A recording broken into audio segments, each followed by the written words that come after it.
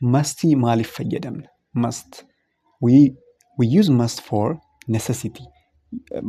Wanta barbaachisaa ta'e, wanta dirqama nu barbaachisu tokkoof fayyadamuu dandeenya. You must wear a seat belt. You must wear a seat belt. Qabattoo taa'umsaa hidhachuu qabda. Seat beltiin amma qabattoo taa'umsaa konkolaataa keessa teessee maal kan hidhatamu sanaa jechuudha. Yoo hidhachuu baatte hoo fakkeenyaaf konkolaachisaa yoo ta'e maybe adabamuu danda'a. Akkasumas ammoo isaafillee seeftii isaatiifillee barbaachisaadha waan ta'eef jechuudha. Inni biraa immoo loojikaal gas kan jedhamu ni jira. Wanta tokko irratti hundooftanii too wanta biraa immoo dirqama ta'uu qaba jettanii kan yaaddanii jechuudha. Fakkeenyaaf she must be at home. The light is on. Isheen mana ta'uu qabdi. Maaliif? Ibsaan banaadha.